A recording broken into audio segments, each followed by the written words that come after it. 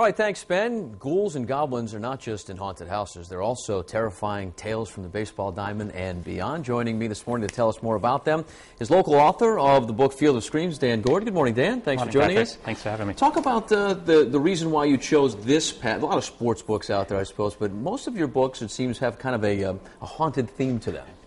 Well, I grew up in Seekonk, so definitely grew up with the Red Sox and superstition. So I can understand that. Yeah. Yeah, and I actually a few years ago I wrote a book on Cape Cod ghost stories, and it got me interested, wondering whether these stories also exist in the game of baseball. It's so steeped in history and tradition and superstition, so it just kind of seemed natural to want to explore that. Talk about in the research that you've done. What did you find about some of these?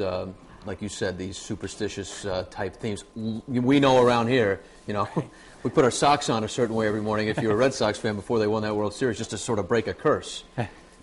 Well, I mean, we ended up interviewing players. We interviewed over 1,000 players, and basically over and over again we just heard about certain ballparks and hotels and spring trading sites, and Yankee Stadium came up again and again. Players believing that, like the ball would drop in, the ghost helped out, the ghost of Babe Ruth. And, we've heard that a few times around here. Yeah. What was one of the most interesting, like if you could pick out one story that you heard, you're like, whoa, it really kind of blew you away?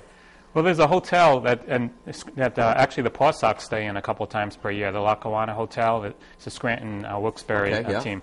And players there, they see really bizarre stuff. And Roy Halladay told us about, fleeing out of the room in the middle of the night. Really? One of the weirdest stories we heard was, a few players saying that they saw a teenager turn his head around 180 degrees.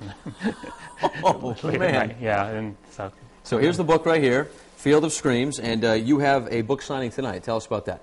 Yeah, it's at Barnes & Noble. I'll be talking I believe at 7 p.m., and just sharing some stories from the book and telling how I wrote it. Where can people get this? Or all your books, too, because you've written a few.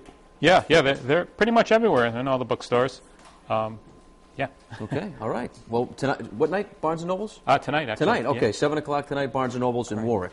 You can meet the author and pick up a copy of the book right there, Field of Screams. For information on this book and all of his books, just check out our website, foxprovidence.com.